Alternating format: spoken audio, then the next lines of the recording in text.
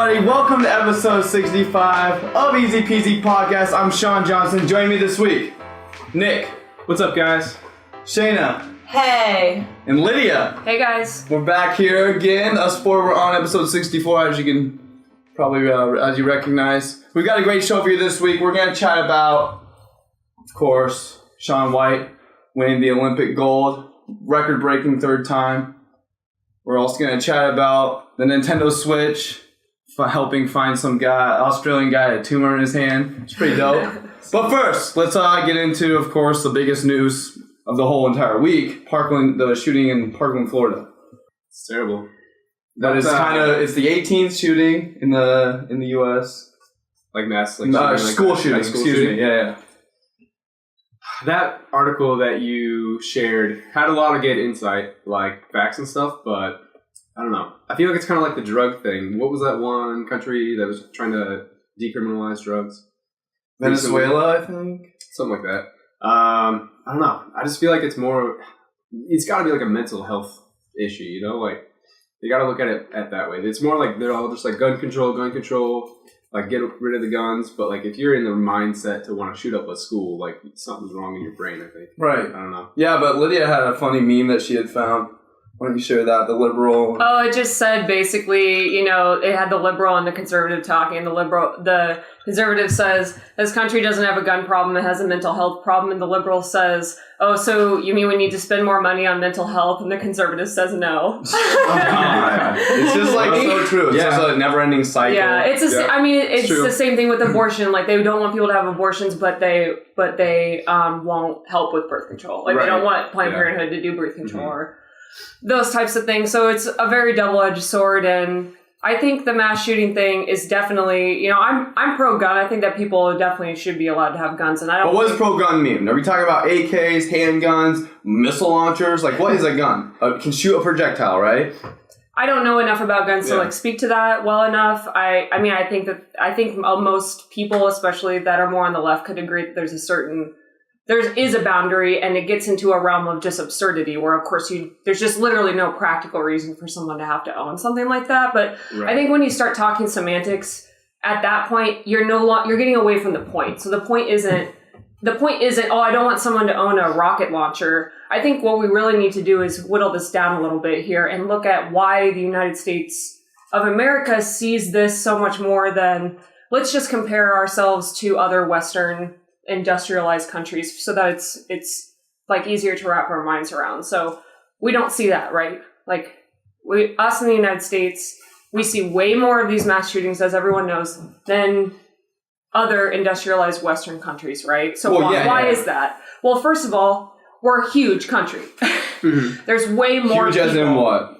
Population. Population. What other Western countries? I mean, we're not as near as condensed. What other Western country is of equal population? I mean, I consider like almost all of Europe to see one country. I mean, it just feels that way. It's just so condensed, right?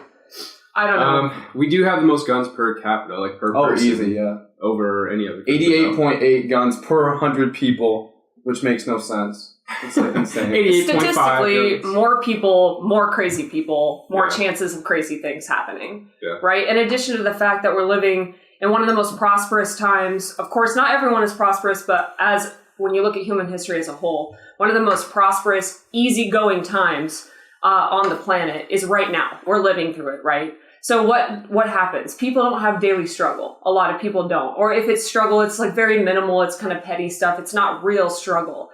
The human mind becomes almost stagnant in this. And I think that is a big cause of a lot of depression, a lot of crazy thoughts, a lot of people, because they're not being challenged every day. Like, primal man challenged every day trying to find food, hunting, working in a community, every day wondering if you're going to get that next meal. Yeah. Modern man, none of that. We don't have anything like that. Of course, there are outliers. Of course, there are communities that struggle. That's not what I'm talking about. But in general, you look at white men in the United States, they are so bored. They're kicking ass. I mean, they have very few worries by comparison to the rest of the races in the rest of the world. Like just to make blanket statements. So who's going crazy? You find yourself seeing these young white men or older white men that have nothing better to do but sit around and stew. And it kind of messes with the human mind, I think. I mean, when you're not challenged every day. These politicians say, like, I mean, let's just say him, Trump, saying nothing about, like, the white guys doing it. Like, he's not really saying much at all. He's always pointing the finger at the colored or the dark or the brown, black, anybody. A tribalism. I mean, yeah, that's true. What do you think, Shayna? I think it's just kind of like, that's what we're seeing. It's kind of the us versus them mentality. And obviously the Trump administration has an agenda with, not allowing immigrants into the country or not wanting that. So of course they're build a wall. Right. They're going to push that in the media as far as how they're portraying certain events. And obviously they're not going to show the white people. I mean, usually when it's a white person, it's a mental health issue, and when it's someone of a different race, then it's like a terrorism issue or something. Yeah, that's a good point. Well, we're seeing more of these shootings every day. I mean, we're seeing one like almost every other day. It's like everyone's getting so numb to it. But I will say, I mean, just surfing Twitter and surfing the web over since Tuesday, what was it, Tuesday or Wednesday? Mm-hmm. You're seeing, I think it was Tuesday. You're seeing a lot of people, like all the kids, the survivors, are going and getting on some FaceTime on TV. So it's cool to see the survivors. Let's talk about Survivor. Let's talk about the people that died. Let's talk about them. Let's not talk about this 19-year-old kid, whatever his name was. See, we're not going to even say it here. That was troubled. Let's give them a platform now. Like, this is our chance to steer the conversation instead of if it leads into something that might be a little bit better. I have to be, maybe it's just my lack of watching the news and so forth, but I have to say, for the first time, I really have not seen that guy's image very much. Like, I did see him standing in court, but it's not plastered all over everywhere. Here's his name, his family history, everything about him. I don't know if that's because they're starting to understand how counterproductive that actually can be sometimes, to focus on them, right, and to almost make them famous, in a sense, and say, here's their name, here's all about them, here's their life story, and all that. Brother, sister, mother, daughter, It does seem like I've seen less of that. Now, I don't know if that's true or that's just my lack of, I'm not consuming the same media, but I think that you have a good point. I think even as far back, I mean, not far is what I mean by this, but to the Vegas shooting, we learned about his brother, his mother, his sister. We learned about what he liked to do. We even knew that he was supposed to do this at Lollapalooza at one point in time. Yeah. And for some reason, he chose the whitest festival you can, a country, but I mean, I think you make some good points there, Lydia. So just like the shootings that we're seeing in America, I mean, it's a huge topic, hot button topic. We're seeing a lot about the Me Too movement, right? Updates every other day, every couple days, every day about somebody that wronged a woman somewhere along the lines. And so that brings us to our second topic of the show. Shaun White, he wins the record-breaking third gold medal in the half pipe. So Lydia and I actually got to watch it live, which was really cool because it was happening Wednesday morning in South Korea, but Tuesday night for us in America. Yep. So we were watching it live. We stayed up a little bit later than we normally do on a weeknight and saw him win that gold. And as soon as, within a couple hours, I was chatting with some people at work. Within a couple hours after winning, people dug up some dirt on him about how he settled out of court with somebody for sexual harassment. So here's what happened. Lena Zawade. She was the drummer in his band, so I don't know if you guys knew, but he has a rock and roll band called Bad Things. Yep. And they actually got to pseudo headline Lollapalooza once. That's crazy. Which is kind of crazy, yeah. But she's a drummer, and so throughout 7 years of working with him, she was sexually harassed essentially. He would send her dick pics. Yeah. He would send her new text messages and crazy porns and shit. Yeah, weird links to stuff. And she was 17 though. She was super young. Okay, I just have a question because I thought he was married. So no, he's definitely not married. We'll get into that. Okay. So he's filed a civil suit in San Diego, California against White in August 2016. They settled in May 2017, that's not abnormal. Almost a full year of just going into court. I'm sure he had to pay a ton of money for her to have representation. That's kind of how it works. And in the end, they settled out of court, though. And like I said, it was for text messages, pictures of his dick, repeated sexual harassment. Apparently, she says that he has an authoritarian management style. And she held that over him for 7 years, that they've been like have any sort of relationship at all. Mm-hmm. So here's the deal. He's been dating Sarah Barthel. I don't know if you knew this, Shayna, of Fanagram. Lead singer of Fanagram for 5 years. Wow. Yeah. They ended up meeting at Saturday Night Live about 5 years ago now, a little over 5 years, when Fanagram was playing Saturday Night Live and Shaun White was a guest. So they met backstage. They sparked, a little bit of romance back there, and they hit it off. And she stuck with him throughout this entire thing because she's been getting accused of all this for multiple years. But she finally, with Lena Zabade, the drummer, she filed that civil suit in August 2016. So he's been in a relationship with somebody for 5 years. I mean, that's pretty much Lydia and I. I mean, it just kind of baffles me. So we're thinking, she's saying 7 years, right? Let's do some math here. There's 2 years there where he wasn't dating somebody, okay?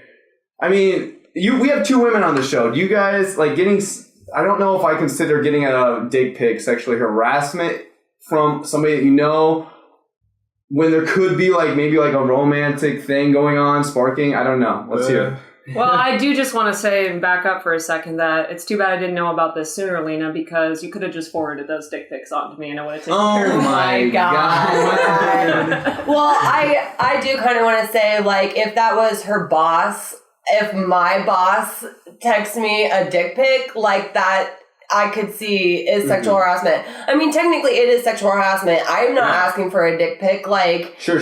Some people take it more lightly than others. Obviously, people do stuff, especially if they're drinking, maybe. In the age of Snapchat, right? Right, in the age of, like, social media and whatnot, that probably they wouldn't do otherwise, and they don't really think it's sexual harassment, but I mean... Let's keep it in mind that these people are bandmates. Like, there's a weird camaraderie and a brotherhood, sisterhood thing going on with bandmates. I'm not saying... Like, I guess I don't want to put it out there like I think Shaun White's 100% like not guilty of something, because clearly he is. They settled outside of court. Right. I was just saying, like, thinking from like a professional standpoint, because we're all working like a professional setting, that it technically is, you know, that definitely is sexual harassment. But I could see, like, looking back now, I can kind of see him being that way because he's a celebrity, you know, like he's this huge, like, star. He's won gold medals, and I'm in a band with him. Like, you know, I don't know. I could kind of see him. I mean, there could be something to it, but Shayna? On one hand, though, too, he knows he's a celebrity. So if he was doing that, why wouldn't he know at some point that it could blow up or backfire in his face? So it kind of makes you wonder if for a while maybe she was consenting and then later on decided to switch her tune. Which, again, I'm not, like, blaming the victim or whatever, but I just mean, like, he is a celebrity, so you would think he'd be careful about things like that. All right, I totally agree. To an extent. I think that it's definitely, like, I'm never blaming someone who does feel like they've been wrong, but these things do have a certain level of degree, and we have to be able to talk openly and be critical of things. And I honestly, if I had to make a ruling on it, like, I just frankly don't care. I don't view it as something that is wrong enough or bad enough or relevant enough for me to feel like differently about him, like, as a public figure. And we've all done shitty things, like, when we were young, you know what I mean? Like, I will say I've never sent a dick pic, even to Lydia. No, I don't think so. I've sent her pictures of, like, where I'm, like, naked in front of a mirror covering my dick. I've never sent a dick pic. Nick, what about you? No, I'm not a dick pic. You never sent one even to Shayna? Respect. We just hit Nux, everybody. So, yeah, wow. Well, going forward a little bit. Okay, so he wins the gold. He's crying. I mean, it was awesome. I was like, I'm about to tear up. I know Lydia was too. Like, so cool. He starts crying. Like, they announced over the intercom that he got a 97.75, beats out the other guy by 2 full points. Who's from Japan, and he did a killer run. But anyway, he does a press conference just like any athlete after, like, they win the World Series. After you win anything, you do a press conference after. So he does one, and, like, 3 questions in, they ask him about this, like, sexual harassment, Me Too things going down back in America. You know, they aren't going to only be talking about your gold medal. They're going to be talking about this. So what do you have to say about it? And he's all about, like, saying, hey, you know, like, the people that know me, my friends, my family, they can vouch for me, and you know what? That's all that matters, and that's where I'm going to That's about where I'm going to end it right there. Yeah. So well, that's a good way to handle it, I think. I think, well, he kind of like sidestepped it. And there's articles out there from the USA Today that are saying, how is Shaun White getting away with this? Like, how is he not getting buried like Kevin Spacey was horrible. Sure. Harvey Weinstein, horrible. Like, how is Shaun White not getting buried? I think people on the seat where they recognize the difference. Well, I mean, just point blank. There is a difference. There's a huge difference between Harvey Weinstein and Aziza Ansari, it's right? not even Two something that can spectrum. be talked about together. That's how different they are. Like, it doesn't even dignify the same conversation. Right, like, so he should not be attacked by like the Me Too movement. Shayna. I was going to agree or bring up Aziza Ansari as well, because I think that the claims that woman made against him are a little outrageous. Like, how can you give someone a blowjob and then later on be like, well, I didn't really want to do it. I didn't like his dick. It was too brown. If you didn't really want to do it, then why did you do it? Like, right. Like, it's your choice. No one's like staring at you in the eye like, you must do this. With the same idea there. Yeah, perfect. Thanks for saying that, because 7 years, like, if you're getting dick pics a year in and you don't like them, like, where? Quit the band. Yeah, the band's not even that big. Yeah, but people say, just to be devil's advocate, they say, oh, well, sometimes you don't realize when it's happening, like how it impacts you emotionally and so forth. And again, sometimes, yes, I agree, but you have to look at it by case by case. And I just don't think that each and every one dignifies the same response. And to be completely honest, if you are as a woman, speaking as a woman, if you as a woman are having these like remorseful feelings about and trying to kind of dig up these emotions in your own self, at a certain point you have to, I'm not saying blame yourself, but I am saying you have to learn to stick up for yourself. Mm-hmm. Like in some way, not in every case. It's not going to be just like a blanket statement. Of course, there are many times when a woman can feel so cornered that she can't. But I'm just saying, ladies, we need to take some power back for ourselves. And if you don't want to give someone a fucking blowjob, and he's Aziz Ansari, and he's how small is that guy? Yeah, he's 5'5". He's not even physically intimidating. So I just mean, you're telling me you couldn't tell Aziz Ansari you didn't want to give him a blowjob? Yeah. I don't even think he asked. I don't know if he just asked for one, or if she just thought she was obligated to give him one, or what. Nick, have you ever either way, that's if you feel obligated to give someone a blowjob, not sexual harassment. Right. Yeah, exactly. That's your call. Have you ever been in that situation with a girl where you're like, okay, should we take it to the next level, from making out and groping to a blow? Let's just be real. I've been there, and she didn't want it. Okay, I'm just maybe I'll try a little bit one more time. Okay, no, now it's done. That's it. Yeah, I'm not gonna. It's I'm trying to think about how did it get to a point where she's giving it and the blowjob and just not happy at all about it. Yeah, it's kind of weird. I don't know. Maybe she has tears running down. I don't know. It's just weird. I don't think so. I think it was just an afterthought. I think it was that celebrity factor. Oh shit, I'm gonna SSD, and then SSD, and then after the fact, she's like, oh, this Me Too thing's going on, and I might get some hype. I don't know. I mean, she could have felt pressured maybe, but it sounded to me like they just went on a date and then she gave him a blowjob. It wasn't even he was like, you want to give me a blowjob? All creepy.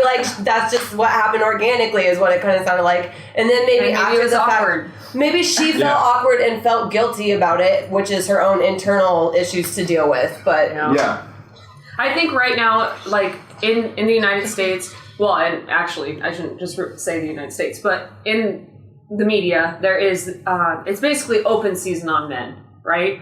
The pendulum has completely swung the other way, and any man who remotely steps out of line is going to be brought into this light, either publicly if they're a public figure, or in your own community, or wherever. And I think that in some ways there is good to be had of that, because men are starting to second guess themselves in the way that they are acting and interacting with the women around them.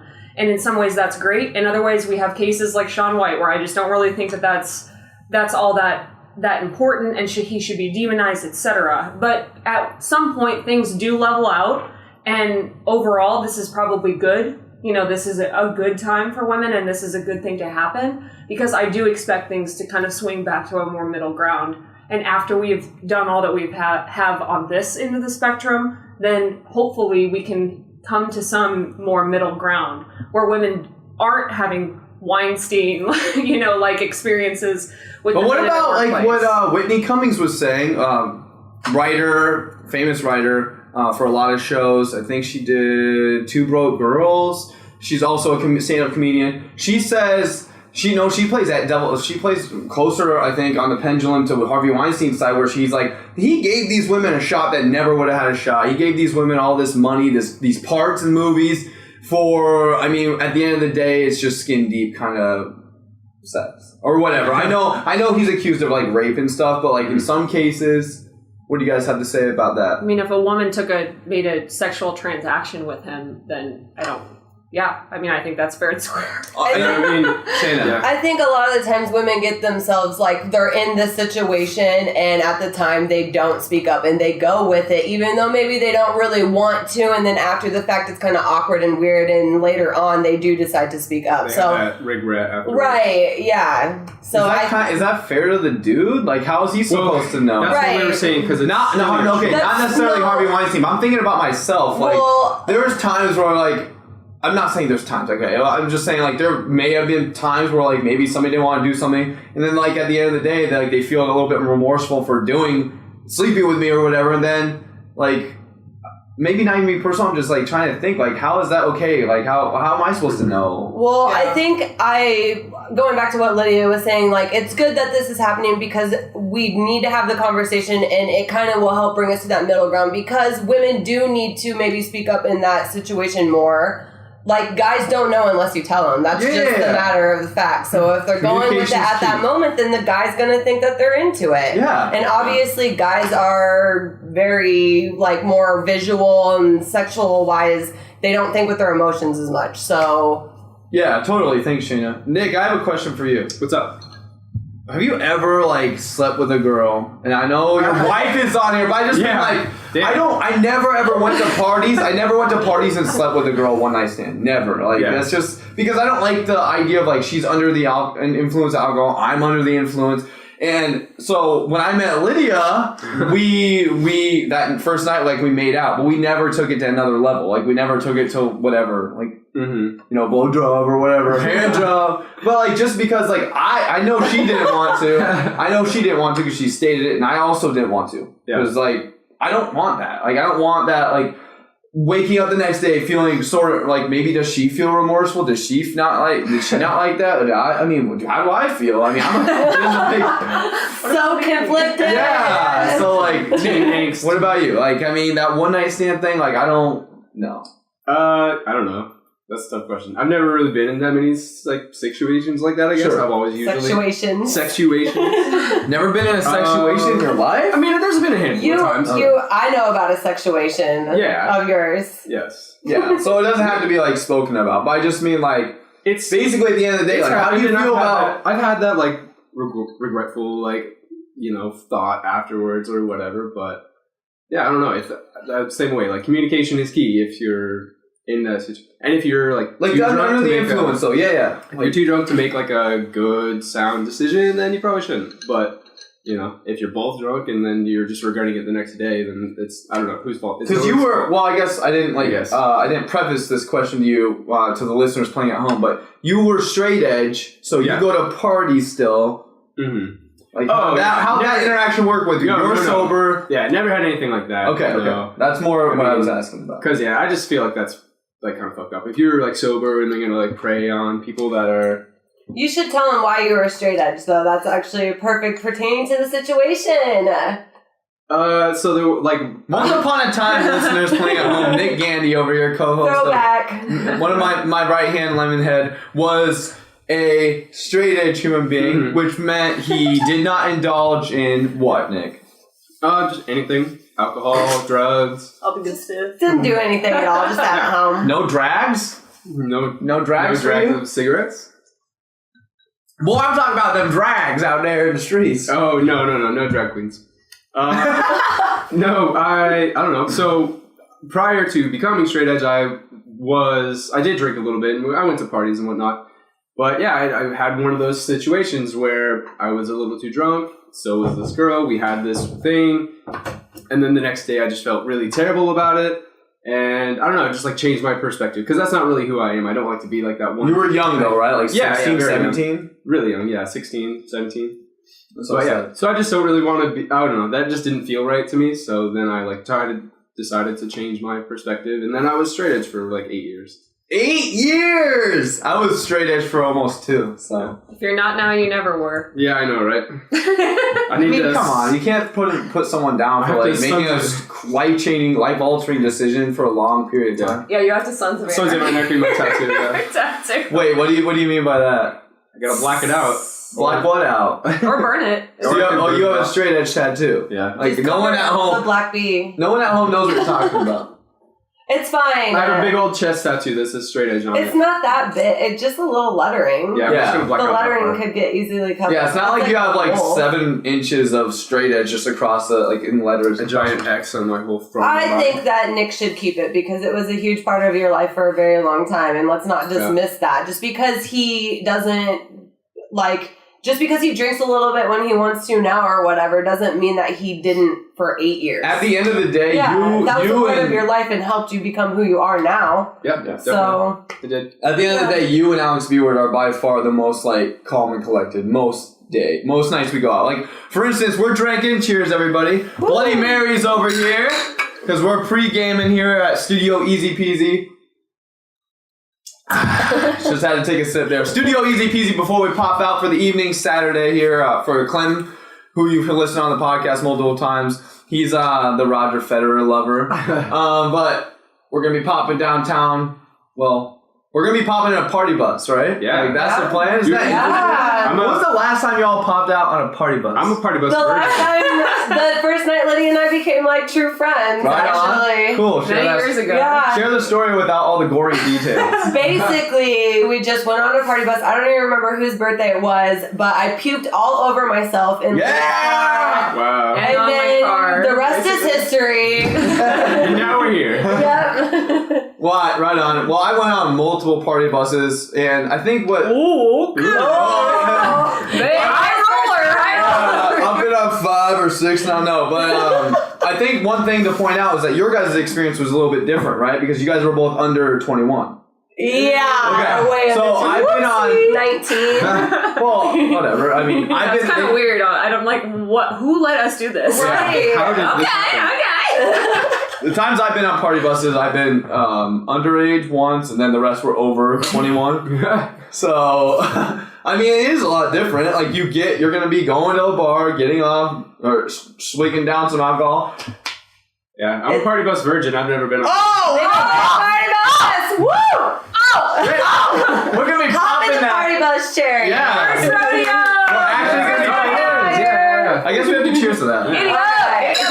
Yeah. Oh, yeah, I love this Bloody Mary mix. The Tabasco one. It's a good look.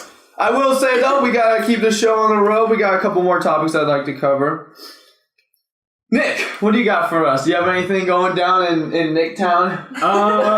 In Nicktown? I actually have a good segue here. So, Shayna and I last night, we went to Woolies and we saw a little EDM show. Woolies out in East Village? We might be out there at some point tonight. It could happen. Who knows? So, yeah, what are you guys doing out there? But we saw Boogie T and Squinto and Borkrock.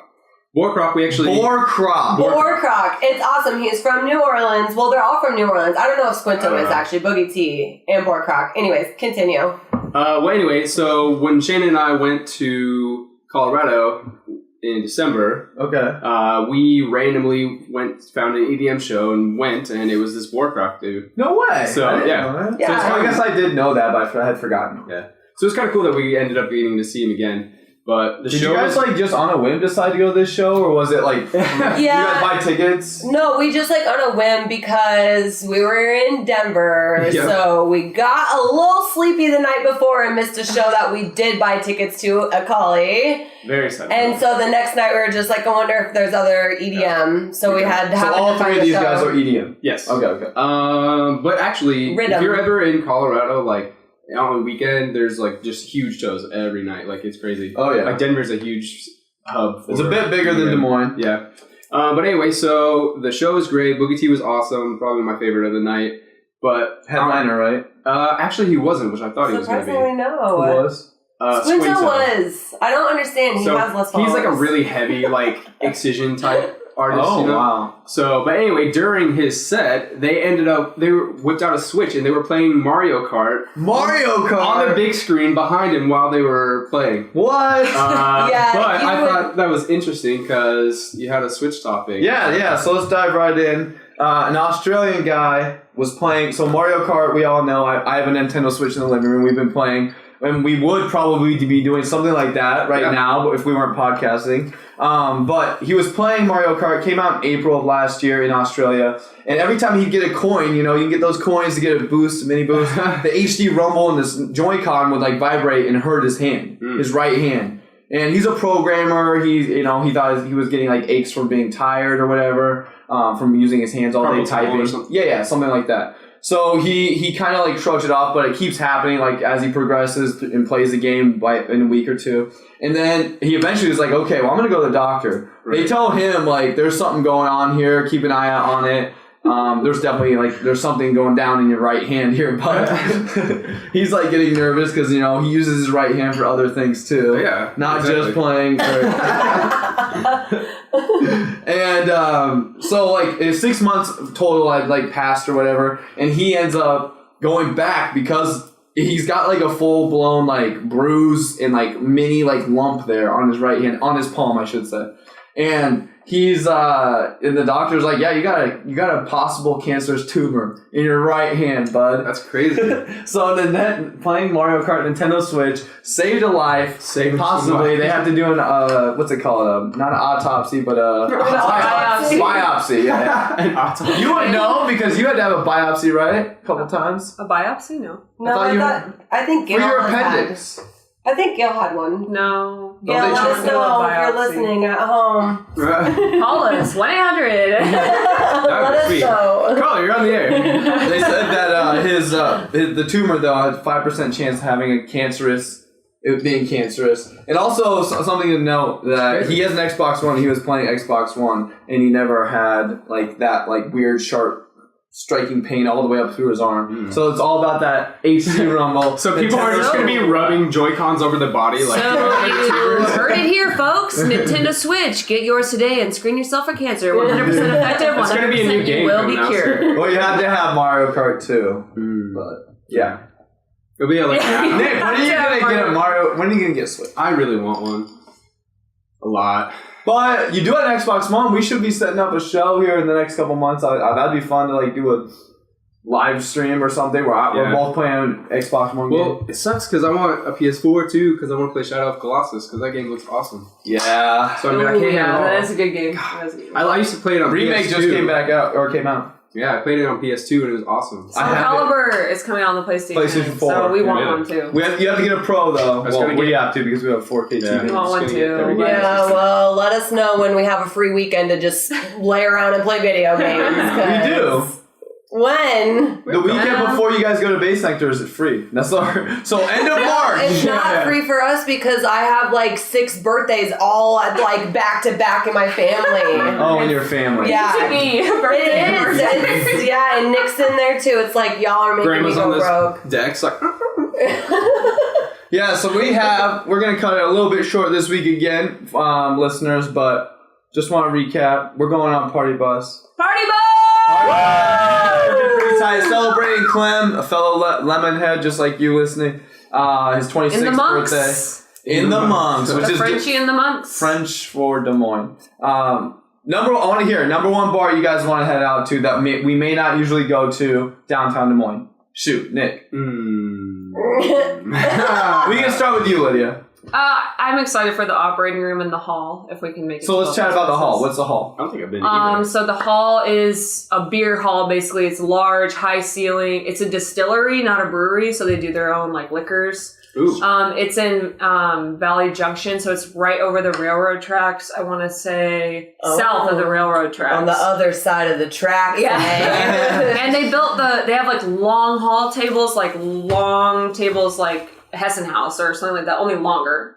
Even longer. Really long table. The longest table in Des Moines. High ceilings, it's a big, big area. I don't know how it is on the weekends, but I'm just saying when we went there during the week, there's plenty of room. High ceilings like a warehouse type vibe? Like Rumley lofts. Probably like lofted ceilings, like, right? Sure, 10 lofted foot. ceilings, And the tables are made out of old, like the railroad tracks. Like salvage, like wood from the Des Moines track. Cool. Stuff like that. So it's just kind of cool. It was cool. We went there for like a work-related thing, but I thought, this would be cool to come back to, but how often are we, who's going to drive like over there? We don't live over there, so. Yeah, so I guess I'll just go because you touch base on the one I'd like to check out, which is the operating room, West Glen, kind of close to where Target is, off Mill Civic, out in West Des Moines, Iowa here, and it's pretty neat. Lydia and I, we both went for our first time when we went out on our Valentine's Day date about over a week ago now, but they have these, so just like Hush, Hush has like the smoothie slushy type drinks. Oh yeah. They have like ones like that except way better. Like it's like you can taste the like